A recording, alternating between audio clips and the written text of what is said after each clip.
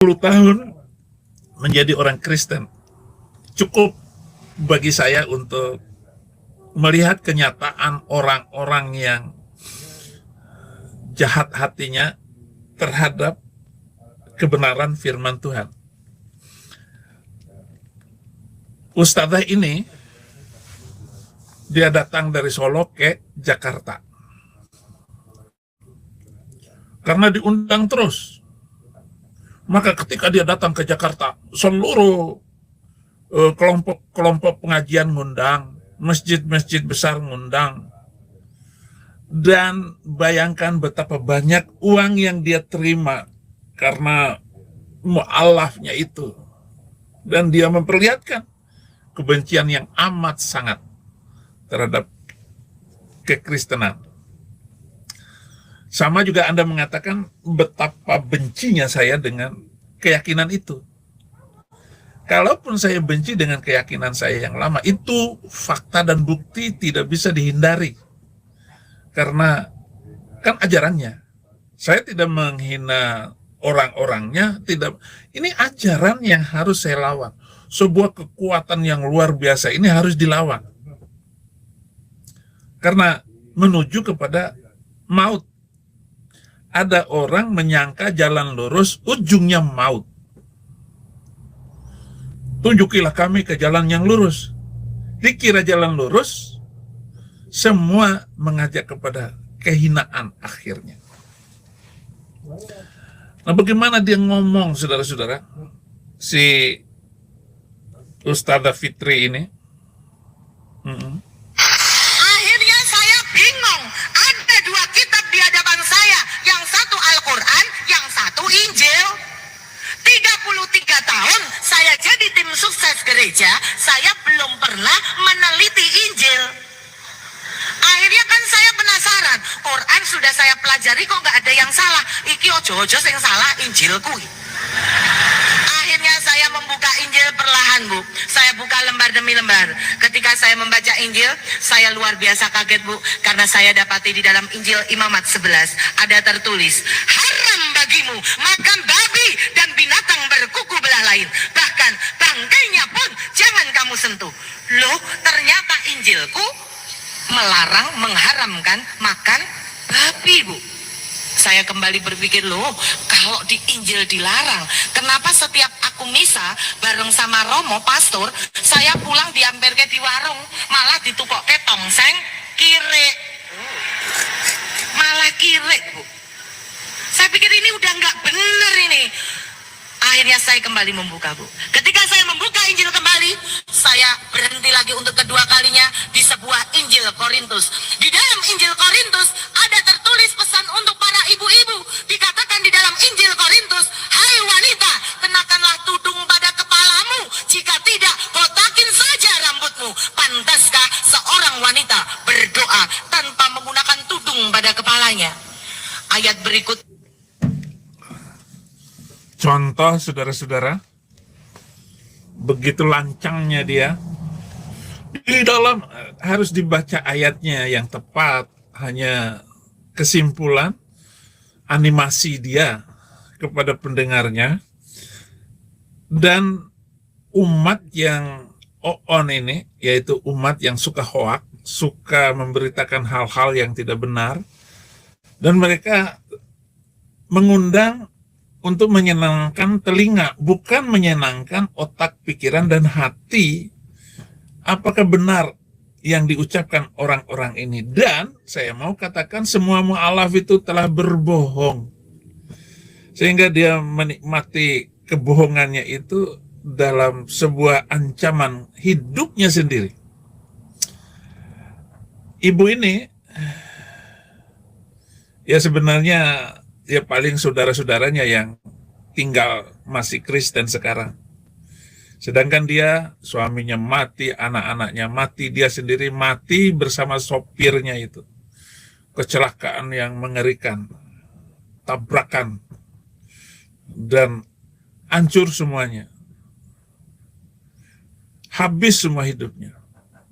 Tetapi walaupun begitu, video dia ini laku di Muslim sana. Tanpa orang mengerti apa yang terjadi setelah dia menghina ajaran Kristus. Ini wanita satu ini. Kemudian, ya tentu saja banyak, saudara-saudara. Agustan, dia tempelin pantatnya pakai Alkitab, dan ada suara brut, gitu, tut, gitu. Dia mengancam akan mati. Apakah aku akan mati gara-gara ngantutin Alkitab, kata dia. Benar. Benar, saudara-saudara. Dia mati. Agustan ini. Yang lucu, istrinya sebulan kemudian mati. Ibunya mati. Sekarang anaknya dari istri muslimnya itu disekolahkan oleh pendeta sekarang. Terserah lu milih agama apa kek. Tapi jelas sekali anaknya itu melihat bagaimana bapaknya menghina kekristenan. Bahkan nantang lagi Tuhan itu. Dia yang kualat. Saudara, isi dari kitab suci kamu itu, hei ustazah, itu penuh dengan kutukan dan ejekan. Ejekan melulu, kebanyakan mengejek, mengutuk. Apalagi orang seperti saya itu adalah orang kutukan. Karena keluar dari agama itu. Itu terkutuk. Menurut agama itu. Surat kedua ayat 47. Ya Bani Israel al-Quru nikmati allati an'amtu alaikum. Nikmati alaikum. Wa anni faddaltukum ma'alal alamin. Hai orang-orang Bani Israel, ingatlah nikmat yang telah aku berikan kepadamu, dan aku melebihkan kamu atas umat yang lain di alam ini. Ayat 47-nya. Surat sapi betina. Kalian satu mengutuk bangsa, kalian mengutuk bangsa Israel.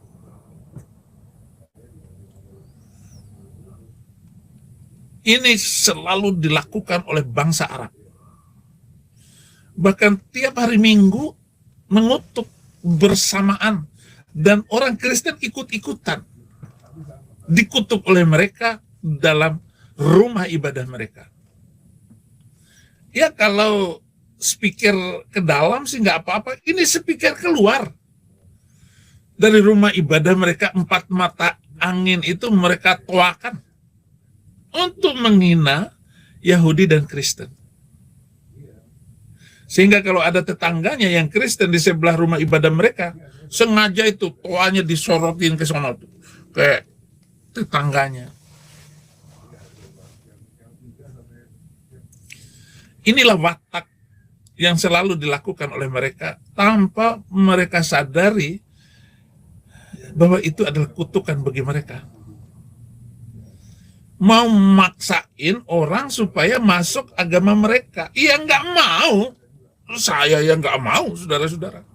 Orang saya sudah mengalami. Saya sudah mengalami. Karena saya bukan saja mengalami secara pasif.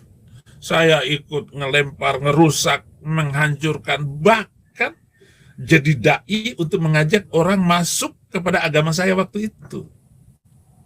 Banyak, saudara-saudara.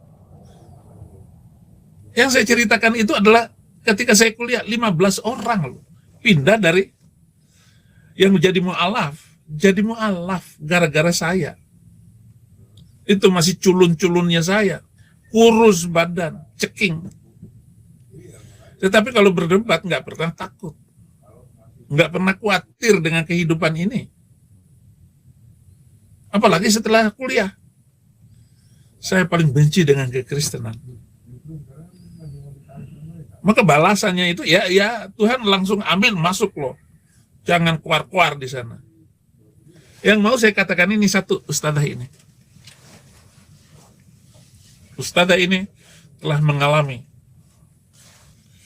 menikmati berkat Tuhan. Tidak ada lagi keturunannya dihabisin oleh Tuhan. Agustan.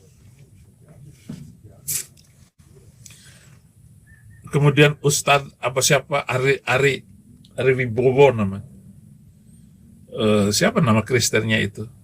Yang mengaku dia ditahbiskan untuk menjadi imam. Jadi imam di Katolik. Mana bisa jadi imam Katolik? Baru umur 20 tahun. Gak bisa. Harus dewasa. Mati juga. Ngek itu. Siapa lagi yang suka kuar-kuar itu? Ya tertulis, seorang wanita yang berdoa tanpa menggunakan tudung pada kepalanya sama dengan menghina dirinya sendiri. Begitu saya memperlihatkan sekitar wilayah dada, puting beliung kelihatan, Bu. Bahkan, Bu, aku tuh kalau rokku basah, nggak ada rok, saya pakai celana kok, Bu. Model celana saya itu modelnya SMS, selangkangan metu sidik. Ya mulus wong Cina. Iya, Bu. Ternyata di dalam Injil mewajibkan wanita untuk menutup auratnya. Saya kaget. 2 ayat saya simpan. Saya buka lagi Injil. Ketika saya membuka Injil kembali, saya tambah kaget lagi, Bu. Ketika saya membuka Injil Kejadian, di situ ada pesan untuk para bapak-bapak. Ini, Bu, disampaikan sama bapaknya, karena di sini nggak ada bapak-bapak, nanti ibu yang menyampaikan. Ternyata di dalam Injil ada tertulis, hai laki-laki, sunatkanlah daging kulitmu sebagai perjanjian antara aku dengan dikau. Loh, Allah yang ngomong wong lanang kudu kon sunat. Lah tapi ya bojoku gak sunat, Bu. Ternyata sunat selain untuk kesehatan, untuk kebersihan, ternyata sunat itu juga untuk kenikmatan, Bu. Nggih mboten, Bu? Ibu sing mboten jawab nggih mesti bapake dereng sunat. Bu, bagi ibu-ibu yang bapaknya belum sunat, ndang cepet disunatke rasanya beda. Tadi dikatakan oleh Pak Bupati toh, memang wong nek sunat rasane maknyos tenan, Bu. Kok nggak percaya? Lah aku ki wis jajal, Bu. Nanti tak ceritain.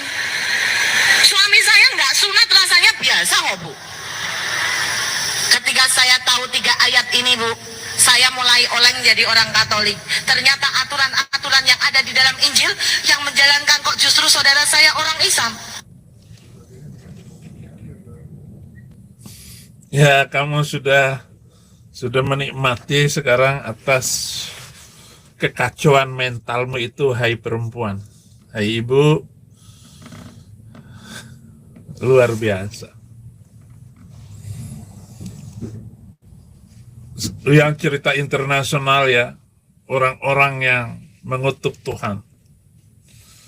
Banyak sekali, termasuk bintang film, si perempuan. Oh, ada lagi video yang sudah saya ini, dia lagi menghina Tuhan. Gara-gara kasus, dia menghina Tuhan. Jatuh di atas mimbar. Jatuh terpelungkup ke depan.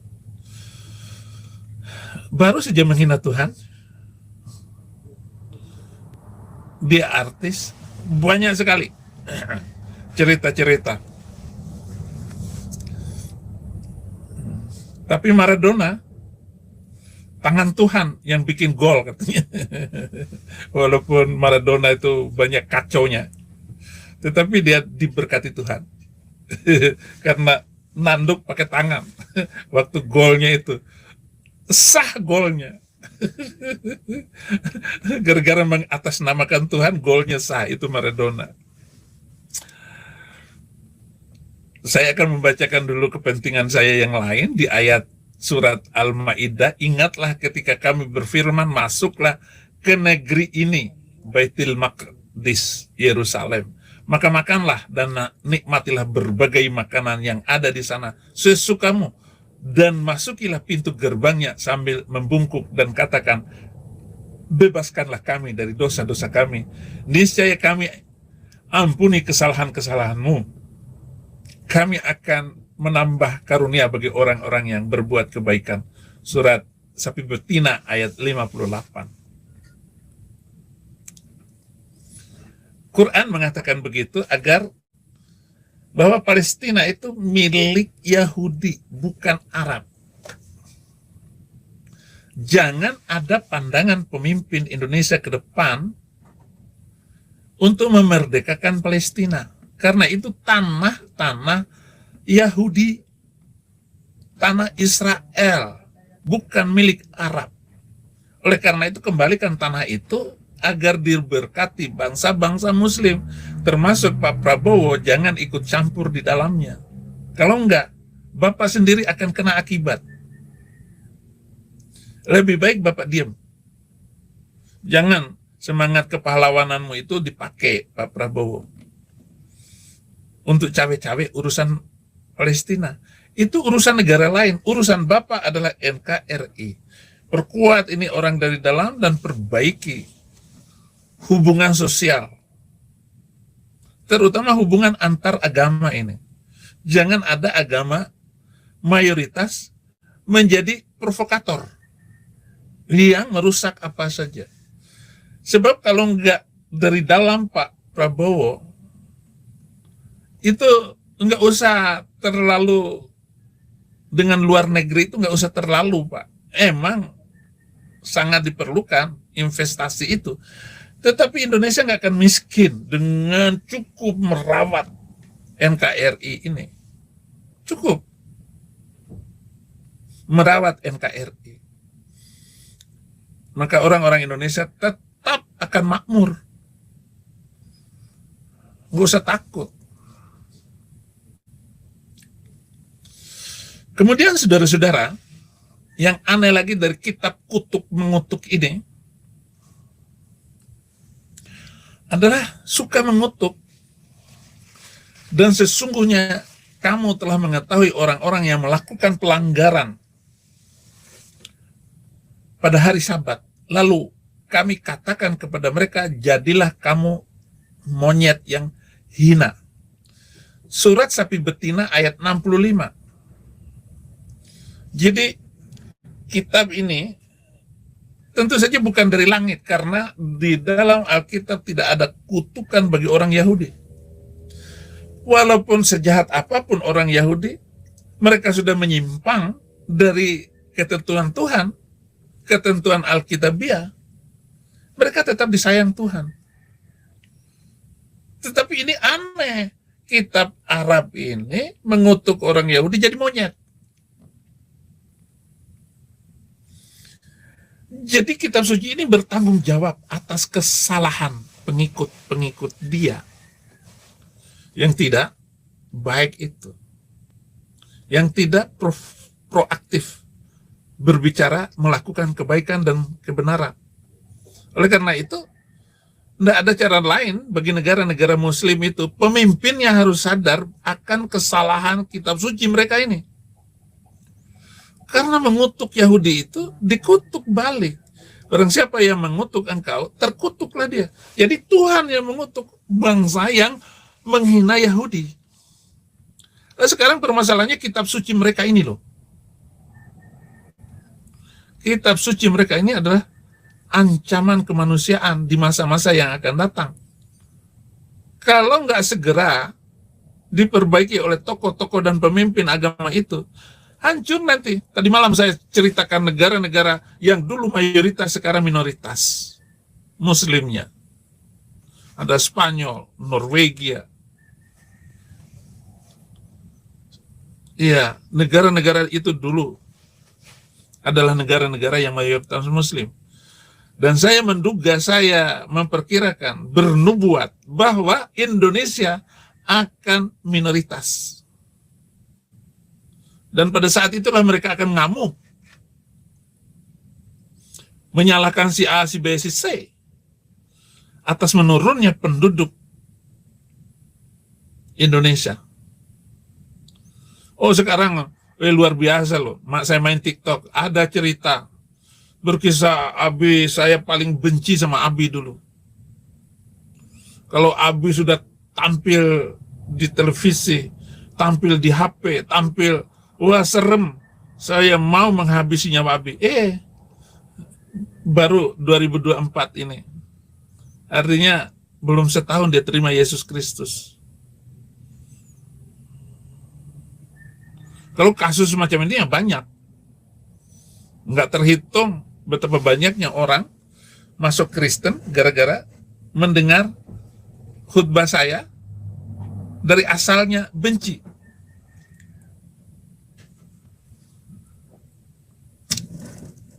Di seluruh pulau suku di Indonesia itu banyak sekali.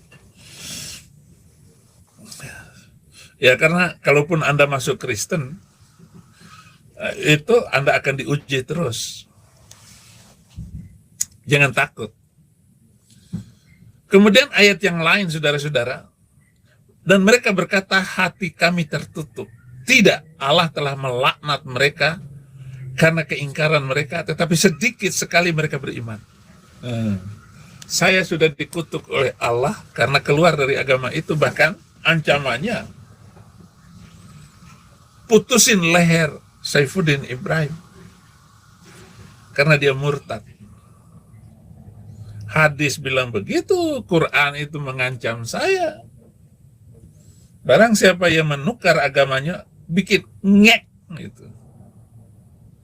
Nah, sekarang ini sebuah majelis agama mengeluarkan dana dikasihkan ke polisi agar menangkap Saifuddin Ibrahim itu. Karena dari dialah segala informasi dan penistaan itu muncul. Dialah yang paling mengerti ayat-ayat ini. Dia sudah mengajar Quran, mengajar hadis. Itu sebabnya mereka kasih dana kepada polisi. Bayangkan 3 tim polisi datang hanya untuk mencari saya. Ya nggak bisa Anda lakukan apapun kegiatan Anda terhadap saya. Ya, termasuk saya akan menyerahkan diri saya kepada Tuhan dengan sepenuhnya. Aku berserah pada Yesus, Juru Selamat. Aku berserah. Nggak mempan, saya mau bilang nggak mempan kutukan Anda itu terhadap saya. Karena barang siapa yang mengutuk kamu, terkutuklah. Ia meniarap dan merebahkan diri sebagai singa jantan dan sebagai singa betina. Siapakah yang berani membangunkannya? Diberkatilah orang yang memberkati engkau, dan terkutuklah orang yang mengutuk engkau. Bilangan 14 ayat 9. Saudara, hentikan pencarianmu kepada saya, hentikan ejekanmu kepada saya, dan hentikan semua kutuk mengutuk itu. Terserah orang mau meninggalkan keyakinannya, ayo. Lebih bagus lagi, terima Yesus Kristus sebagai Tuhan dan Juru Selamat. Jangan ikut-ikutan lagi. Bagaimana Anda harus percaya satu-satunya Juru Selamat hanya Yesus Kristus.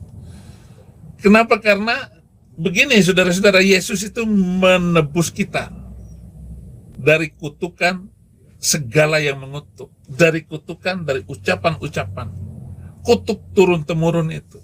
Kristus telah menebus kita dari kutuk hukum Taurat dengan jalan menjadi kutuk karena kita, sebab ada tertulis, terkutuklah orang-orang yang tergantung pada kayu salib. Galatia 3 ayat 13 yang selalu dipakai oleh Zuma bahwa Yesus mati terkutuk. Kasihan orang-orang yang nggak membuka nalar ataupun membaca Alkitab tanpa pengertian. Jadi kenapa Galatia 3 ayat 13 itu? Baca sebelumnya. Bukan menyimpulkan Yesus mati terkutuk di atas kayu salib. Tapi begitulah model khutbah provokator itu bagus. Kalau saya menunjukkan ayat, menunjukkan dalil. Orang yang mengerjakan hukum Taurat itu terkutuk. Apakah hukum Taurat itu? termasuk jengkang-jengking 5 kali sehari itu sama dengan hukum Taurat. Kenapa? Karena kalau nggak melakukan itu kita merasa berdosa dan kita tertekan karena harus melakukan, padahal musim dingin. Coba tanya orang-orang Islam yang ada di seluruh Amerika ini, mana mau ini musim dingin sholat jengkang-jengking 5 kali sehari. Jadi orang yang melakukan hukum Taurat itu terkutuk. Dia terkutuk karena dia percaya, dia terkutuk karena tidak mampu melakukan hukum itu, sehingga dari dalam sendiri merasa terbeban, mental itu merasa rusak. Tetapi Yesus telah membebaskan kami dari kutukan-kutukan itu. Maka kalau Anda mau sungguh-sungguh, ya ayo tinggalkan agama kutuk itu. Tinggalkan ajaran-ajaran yang mengutuk itu. Karena semua orang yang hidup dari pekerjaan hukum Taurat berada di bawah kutuk. Imamnya, muadzinnya, teriakannya, suaranya. Yang mendengar suara kutukan itu, maka hidupnya terkutuk. Dia terbeban.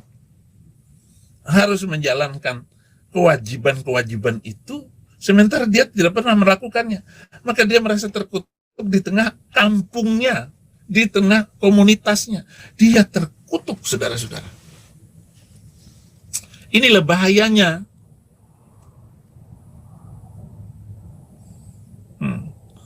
Bahayanya karena berada di dalam kutukan itu. Sebab ada tertulis, terkutuklah orang yang tidak setia melakukan segala sesuatu yang tertulis dalam kitab Taurat. Galatia 3 ayat 10-nya. Sebab tertulis, terkutuk orang yang tidak melakukan sesuatu yang tertulis dalam hukum Taurat. Dan harus Anda pahami, Al-Quran adalah Injil lain yang dikutuk. Kutukan bagi Muslim. Seperti yang telah kami katakan dahulu, sekarang kukatakan sekali lagi, jikalau ada orang yang memberitakan kepadamu sesuatu Injil yang berbeda dengan apa yang telah kami terima, terkutuklah dia. Galatia 1 ayat 9. Nah sekarang ini, Quran itu adalah Injil yang lain. Bahkan Injil antikris. Anti kemapanan dan kebenaran. Itu Quran. Maka barang siapa yang hidup di bawah Quran, ia mati terkutuk. Terus menerus terkutuklah dia. Nah cara untuk melepaskan diri dari kutukan itu, tinggalkan keyakinan itu. Tinggalkan, saudara. Saya jamin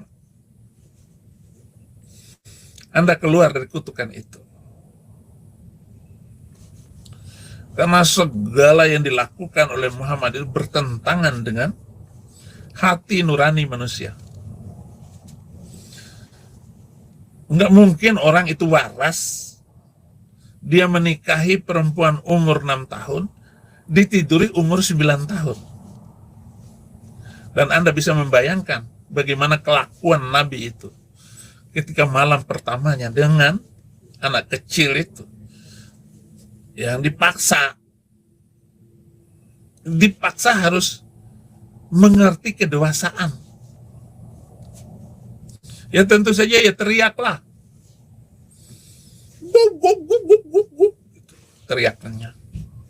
Iya, Nabi itu juga teriaklah. Nah sekarang ini ada upaya mereka untuk bela diri. Dengan menyusun narasi-narasi liar yang tidak sesuai dengan fakta sejarah. Karena ini Sahih Bukhari Muslim bahwa dia mengaku dikawinin umur 6 tahun, ditiduri sebagai suami istri umur 9 tahun. Dan dia hidup sebagai suami istri dengan Mamat itu hanya 9 tahun. Jadi janda umur 18 tahun. Dan sejak menjadi janda nggak boleh kawin lagi. Karena dosa besar mengawini istri-istri kanjeng. Orang lagi hot-hotnya jadi janda, nggak boleh kawin. Nah, itu yang saya lawan itu, saudara-saudara. Dengan semacam itu. Terkutuklah orang yang sebelah kiri. Dan ia akan berkata juga kepada mereka yang di sebelah kirinya, nyalah dari hadapanku. Hai kamu orang-orang terkutuk, nyalah dari api, dan masuklah ke dalam api kekal yang telah sedia untuk iblis dan malaikat-malaikatnya. Matius 25 ayat 24. Yang sebelah kiri Yesus ini adalah penjahat, tetapi dia menolak kebenaran itu.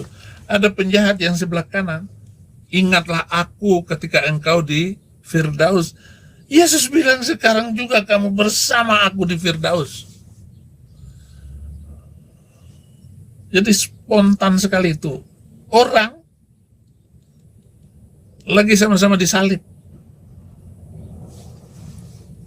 Yesus pun disalib pada waktu yang sama. Semua mata memandang itu dan ditulis kejadiannya. Karena itu hati-hati saudara untuk mengutuk orang. Roma 12 ayat 14 sampai 18, diberkatilah siapa yang menganiaya kamu, berkatilah dan jangan mengutuk. Bersukacitalah dengan orang yang bersukacita dan menangislah dengan orang yang menangis. Hendaklah kamu sehati sepikir dalam hidupmu bersama-sama. Janganlah kamu memikirkan perkara-perkara yang tinggi, tetapi arahkanlah dirimu kepada perkara-perkara yang sederhana.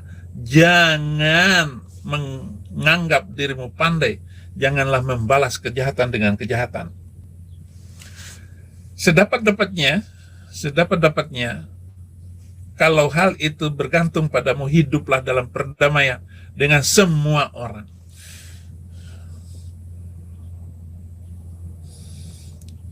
Ini sambil mengingat ya, jangan sampai ada orang Kristen masuk kepada keyakinan itu. Kenapa? Karena kamu akan kena malapetaka.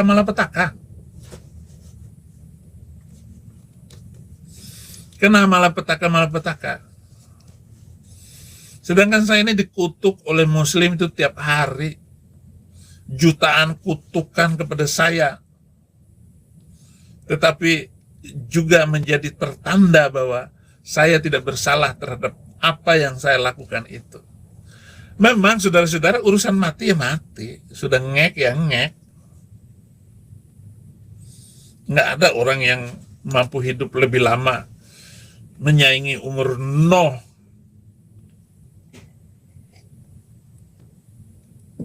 Jangankan itu, umur Abraham itu 175 tahun.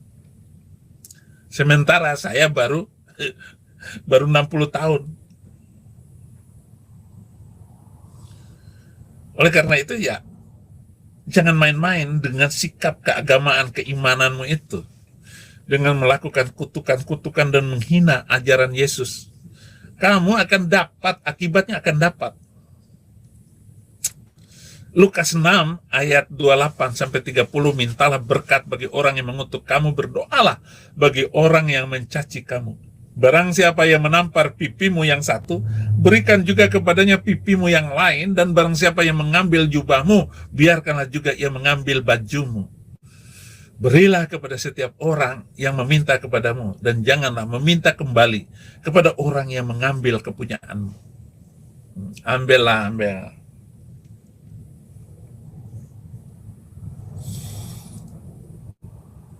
Ini pengajaran penting loh saudara-saudara. Jangan masuk keyakinan itu. Hosea 4 ayat 2-6 hanya mengutuk, berbohong, ngek, mencuri, berzina, kekerasan, penumpahan darah, menyusul penumpahan darah. Sebab itu negeri ini akan berkabung dan seluruh penduduknya akan merana. Juga binatang-binatang di padang, burung-burung di udara, bahkan ikan-ikan di laut akan mati lenyap. Hanya janganlah ada orang yang mengadu dan janganlah ada orang yang menegur, sebab terhadap engkaulah pengaduanku itu, hai imam.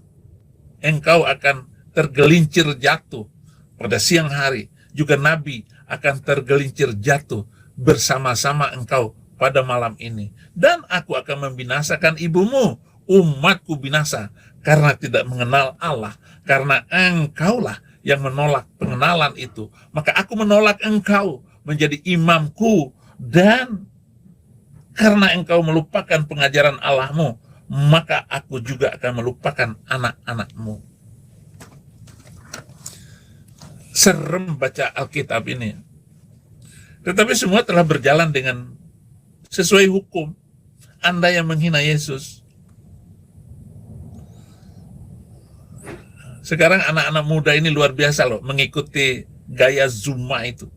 Si Zuma yang suka menghina Yesus itu. Menghina kekristenan. Tapi di situ saya akan teguh percaya kepada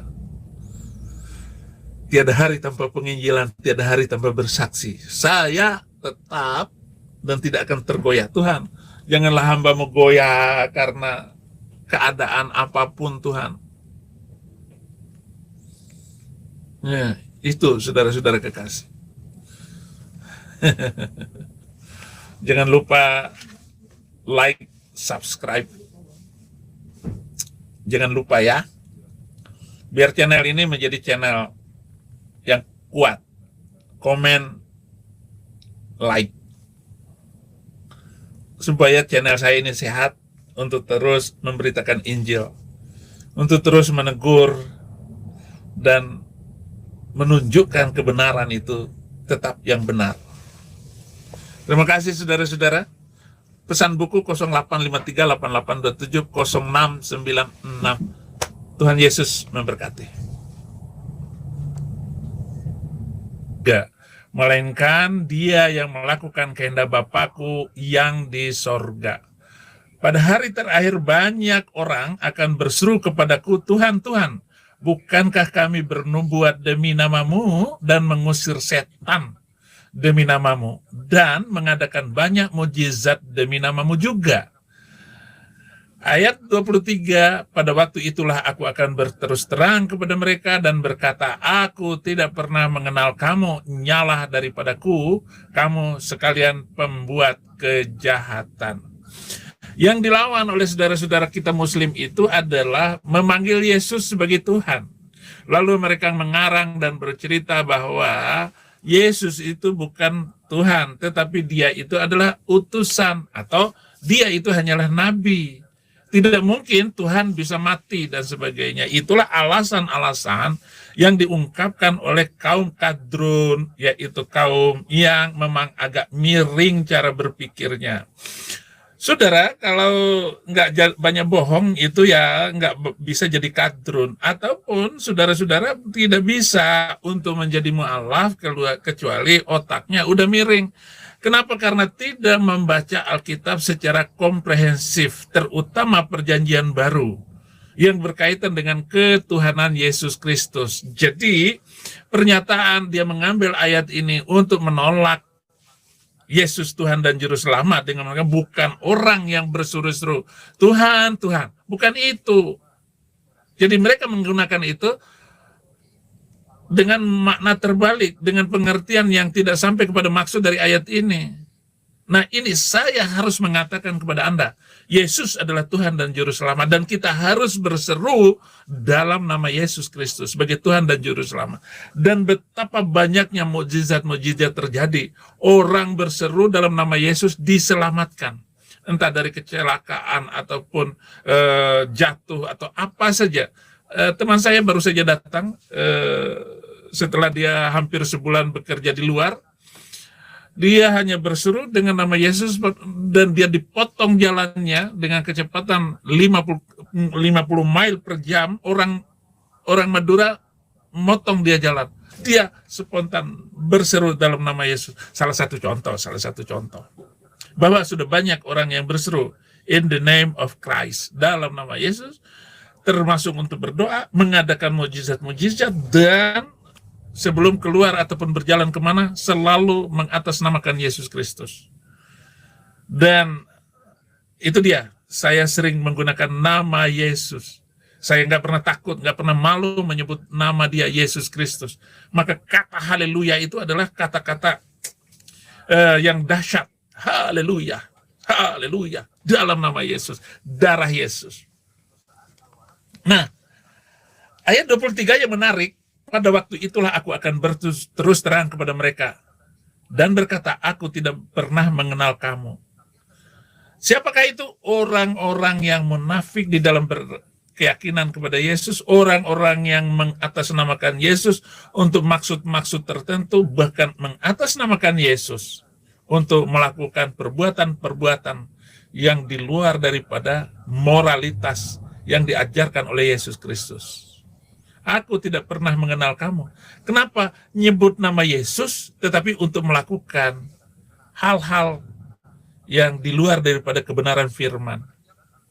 Jadi banyak orang yang menjadi pelayan Tuhan tapi nipu. Banyak orang yang menggunakan nama Yesus untuk perbuatan-perbuatan yang menyebutkan saja perbuatan mereka itu malu kita berbicara. Inilah yang dikatakan oleh Yesus, nyalah daripadaku kamu sekalian pembuat kejahatan. Siapakah mereka? Mereka yang meninggalkan Yesus Kristus sebagai Tuhan dan Juru Selamat. Bahkan setelah itu mereka menghujat. Setelah itu mereka, contohnya para mu'alaf itu. Kasihan mereka. Itulah sebabnya banyak yang dipanggil tapi sedikit yang terpilih. Tidak semua yang berseru nama Yesus bukan orang pilihan, tetapi orang yang sekedar menggunakan nama Tuhan untuk tujuan-tujuan dan maksud-maksud yang tersembunyi. Bahkan lebih daripada itu, dia melakukan kejahatan-kejahatan moral. Yang melakukan perintah Bapa yang di surga, saudara. Dia tidak tahu bebaca, kata orang Manado, karena tidak melakukan perintah Bapa di surga. Nah, apakah perintah Bapa yang di surga itu, saudara-saudara? Itu. Oleh karena itu, kita harus bersyukur nikmat kebenaran yang telah Tuhan berikan kepada kita. Efesus 2 ayat 8. Sebab karena kasih karunia kamu diselamatkan oleh iman. Nah, iman ini tidak mencampur adukkan dengan motivasi-motivasi yang tidak baik.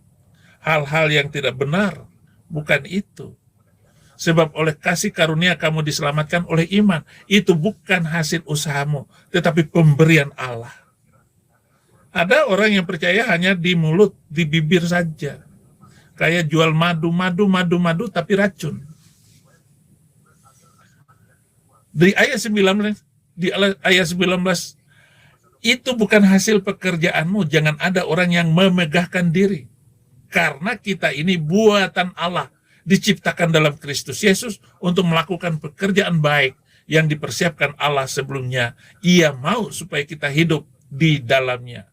Kapan Anda menerima Yesus Kristus? Yaitu ketika upacara baptisan, Anda menerima Dia sebagai Tuhan dan Juru Selamat. Di sana dikatekisasi, diajari bagaimana Anda sebelum masuk kolam untuk dibaptis, memberikan hidup kepada Tuhan. Berarti Anda telah lahir baru. Nah, ketika Anda dibaptis, itu banyak hal. Ketika Anda memberikan hidup Anda sepenuhnya, maka Roh Kudus melimpahi kehidupan Anda. Dan di sana sudah tertulis sebagai baptisan apa Anda dan apa yang akan terjadi. Karena itu adalah lahir baru. Lahir baru berarti takdir yang baru, kenyataan hidup yang baru di dalam Yesus Kristus. Nah, ketika Anda sungguh-sungguh dibaptis, itu akan apa Anda di belakang hari dan bagaimana Anda itu, situasi Anda ketika dibaptis. Ketika saya menerima baptisan itu, oh iya, saya tahu diri saya dan siapa. Tuhan telah memperlihatkan berbagai macam mimpi bagi saya dan ada penglihatan-penglihatan. Semuanya serem hidup saya itu. Nggak ada yang menyenangkan, nggak ada yang mengenakkan. Itulah hidup baru ketika Anda dibaptis. Bahwa saya harus mengalami penganiayaan itu. Dan sudah nampak dalam sejarah perjalanan hidup saya. Dan ada satu mimpi yang luar biasa ketika saya ada kapal yang besar sekali, kapal laut. Itu kapal itu terbalik satu, terbalik lagi kedua, jadi 2 kali terbalik itu kapal. Lalu saya masuk ke dalamnya itu dengan satu teman yang luar biasa. Lalu setelah kapal itu terbalik 2 kali dan kapal laut besar itu seperti kapal pesiar menyala semuanya, menyala terang semuanya. Tapi saya tetap tidak mampu membaca situasi itu, mimpi itu apa maknanya. Namun itulah perjalanan hidup saya yang saya alami. Harus ketemu orang-orang begini, orang-orang begitu. Saya harus banyak menerima janji-janji kosong. Karena banyak janji-janji itu akhirnya saya nikmatin sebagai janji Tuhan yang belum dipenuhi. Saya nanti akan begini, nanti saya akan sumbang abi katanya. Saya akan membantu, saya akan menjual gedung ini untuk pelayanan dan sebagainya, saya akan sumbangkan ke abi. Berapa nilai 1 triliun, nanti kita akan menginjil begini-begini. Wih, banyak sekali janji itu. Saya bilang jangan berjanji, sudahlah. Jangan, nggak usah bernazar, nggak usah juga janji iman, nggak usah ngomong janji iman. Takut banyak bohong itu. Jangan mengatasnamakan imanmu. Lebih baik nggak usah bernazar, tetapi Anda buktikan, itu lebih bagus. Nggak usah berjanji. Janji manusia terlampau banyak bohongnya.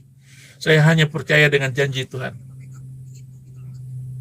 Janjimu seperti fajar pagi hari yang tiada pernah terlambat bersinar. Cintamu seperti sungai yang mengalir. Janji Tuhan, ya dan amin. Saya hanya percaya itu. Kenapa kita janji Tuhan kita percaya? Karena janjinya penuh kasih. Oleh karena itu kita harus memberikan kasih yang lebih tulus lagi. Bukan sekedar untuk mengharapkan janji itu. Supaya perjalanan kita ini sesuai dengan rencana Tuhan. Rancangannya itu adalah damai sejahtera. Tetapi kehendak Tuhan yang jadi, dan kehendaknya itu menyakitkan kita, menyakitkan tubuh kita.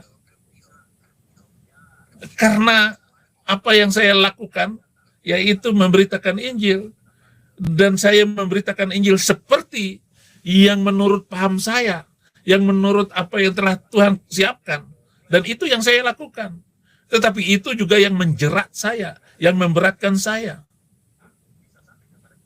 Akibat lidah mulut saya ini. Maka memberatkan saya. Tetapi saya harus omongkan.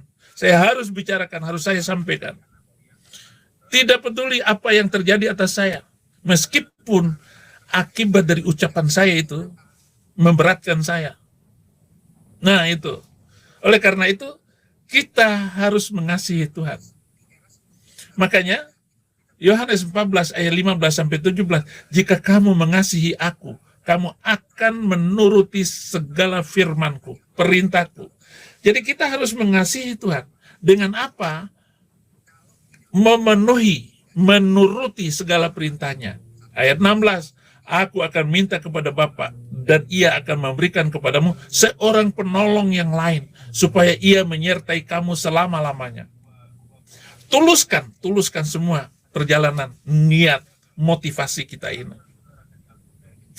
Supaya apa? Tetap ditolong.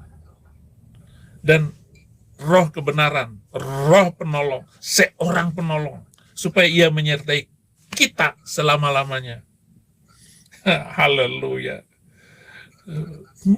Menyertainya apa? Nanti Anda akan ketemu dengan teman-teman yang setia, yang baik. Ya, apapun motivasi orang, tetapi pada saat itulah Anda diajarkan. Walaupun dia tidak tulus, bahkan orang itu menipu kita.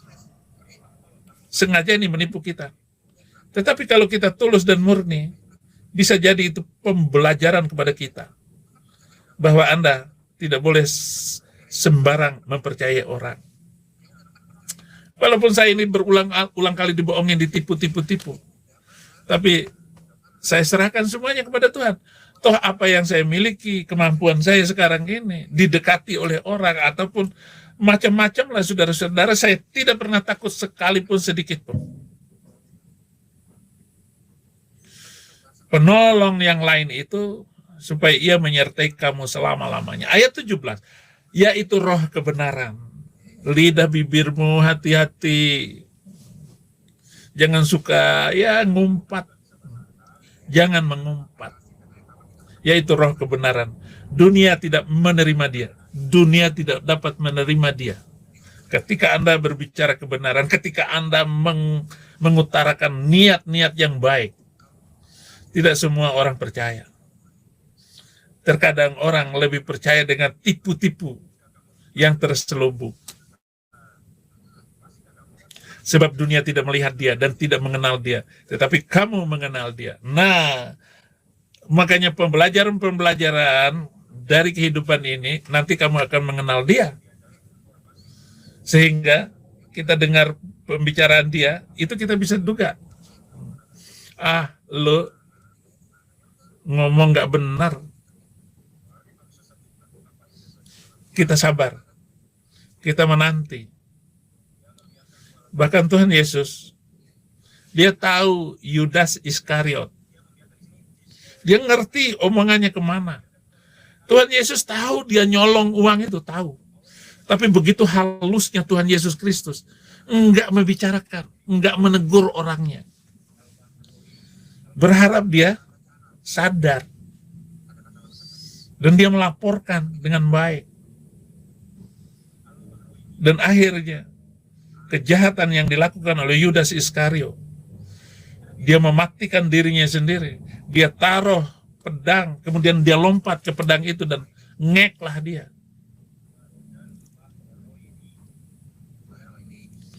Tetapi kamu mengenal dia sebab ia menyertai kamu dan akan diam di dalam kamu. Menyertai dan diam di dalam kamu. Ini yang mahal, saudara-saudara. Nah, sementara kenapa mereka itu mengenal ayat tadi dan suka mengungkapnya dengan makna terbalik? Karena mereka tidak disertai Tuhan. Penyertaanmu sempurna, janjimu penuh damai. Penyertaanmu yang sempurna. Nah, percayakan semuanya kepada Tuhan, saudara-saudara. Maka karena kita mempercayakan segala hal bagi kehidupan kita, di dalam kehidupan kita, Galatia 5 mulai dari ayat 22. Tetapi buah roh ialah kasih, sukacita, damai sejahtera, kemurahan, kebaikan, kesetiaan, kelemah lembutan, penguasaan diri. Tidak ada hukum yang menentang hal-hal itu. Ayat 24-nya, barang siapa yang menjadi milik Kristus Yesus, ia telah menyalibkan daging dengan segala hawa nafsu dan keinginannya. Jadi siapa yang memiliki Yesus, jadi kita ini milik Yesus, seluruhnya milik Yesus, seluruh hidup ini milik Yesus. Ia telah menyalibkan daging dengan segala hawa nafsu dan keinginan. Jadi daging ini yang membawa kita tersesat. Karena ketakutan daging kita ini, nggak makan dan nggak minum, sehingga kita mengalami hawa nafsu dan keinginan-keinginan itu. Kita tertarik dengan apa yang kita miliki, apa yang harus kita miliki. Saya kepingin punya pesawat terbang, ya memang kepingin. Kecuali dikasih jam kayak begini ya diterima lah. Bagaimanapun harus diterima. Dikasih. Tetapi hati saya itu kepingin yang lebih mahal daripada ini. Saya kepingin yang lebih bagus daripada ini. Yang bermerek. Berapa harga jam tangannya? Ya saya minimal 1 M, 1 miliar. Tetapi kalau saya pikir untuk pelayanan, untuk apa saya memiliki barang seperti itu, kemahalan. Kalau sekedar 100 juta, 200 juta, tetapi ada uang 1 M untuk pelayanan, itu lebih bagus. Inilah maksudnya ia telah menyalibkan daging dengan segala hawa nafsu dan keinginannya. Karena kita sudah menjadi milik Kristus. Karena seluruh harta kekayaan kita bersama Yesus Kristus, kita akan kaya raya. Sekarang aja belum dapat mobil bagus gitu. Sekarang aja belum mampu membeli bensinnya. Saya itu kepingin nyetir mobil truk. Saya sudah punya 2 truk. Truk merah dan truk putih. Tetapi bayangkan, sekali jalan itu $100. Berarti untuk paling lama 2 hari sudah habis. 2 hari habis $100. 1,5 juta. Akhirnya saya jual aja. Pakai mobil yang sangat irit. Saya milik Kristus. Masa omongan saya waktu itu ya, waktu di sini maksudnya di Amerika. Masa sih Tuhan nggak ngasih saya uang untuk bensin ini? Gitu. Tetapi saya harus berserah kalah dengan cinta Yesus itu. Nanti suatu saat Tuhan akan kasih ini. Saya tetap percaya. Kenapa? Ya masa sih nggak bangga-bangga dikit itu acat. Tapi sekali lagi, kalau aku bermega, maksudnya kalau aku boleh sombong, aku sombongkan Yesus Kristus dalam hidup saya. Jadi bagaimana nafsu kita ini kita buang. Ayat 25, jika kita hidup oleh roh, baiklah hidup kita juga dipimpin roh. Dan janganlah kita gila hormat. Janganlah kita saling menantang dan saling mendengki. Apa lo? Ataupun begini, tetangga kita punya mobil yang bagus, jangan kita inginin. Istri orang lain lebih cantik, ataupun lebih muda kurang cantik, namanya juga laki-laki ya. Jangan ada kamu mengingini istri saudaramu. Bagaimanapun, enggak boleh. Supaya ketulusan dan kemurahan hati ini, kemudahan, kenikmatan hidup ini, ketulusan itu akan berakibat bagus kepada Anda. 1 Korintus 16 ayat 22, siapa yang tidak mengasihi Tuhan, terkutuklah ia. Maranatha. Siapa yang tidak mengasihi Tuhan, terkutuklah ia. Maranatha. Kata Maranatha itu sampai Yesus datang. Maka memberikan kesempatan orang-orang yang tidak cinta Tuhan, bahkan tidak mengasihi Tuhan, dengan satu ungkapan anatema, terkutuklah ia. Sampai Yesus datang. Jadi orang-orang yang terkutuk termasuk orang yang tidak mengasihi Tuhan, mengasihi kebenaran dan keadilan. Maka mahal sekali orang yang berbicara kebenaran itu. Dan orang yang rindu dengan keadilan hidup di dunia ini. Maka dia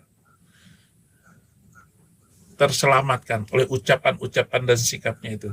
Tetapi kalau Anda tidak mengasihi Tuhan, terkutuklah kamu. Maranatha. Sampai Yesus datang kedua kali.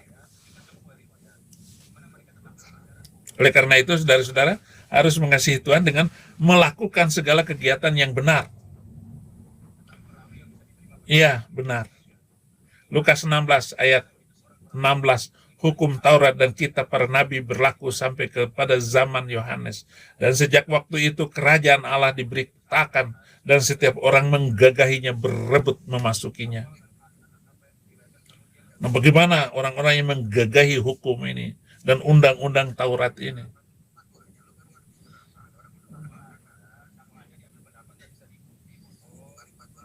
Ayat 17, lebih mudah langit dan bumi lenyap daripada satu titik hukum Taurat batal. Tinggal sekarang ini, mari kita teguhkan pendirian kita dan pemahaman kita tentang kebenaran firman Tuhan. Oleh karena itu, saudara-saudara, tetaplah berjalan, teguhkan niat Anda untuk mencapai garis finish dengan kesempurnaan iman tanpa cacat. Mungkin saja Anda sudah jadi mu'alaf. Kembalilah kamu. Kembalilah terima Yesus Kristus. Tetapi kalau Anda tidak kembali dan menerima Yesus Kristus, disitulah kesengsaraan hidupmu itu. Kamu bukan memuliakan Tuhan, kamu telah memalukan Tuhan Yesus Kristus. Karena penebusan itu hanya sekali. Dan setelah itu tidak ada lagi. Hati-hati. Saya setelah main TikTok ini, sudah berapa banyak orang yang terima Yesus Kristus sebagai Tuhan dan Juru Selamat. Pernah 24 jam. Itu 5 Muslim terima Yesus Kristus. Wih, luar biasa juga ya. Terima kasih saudara-saudara.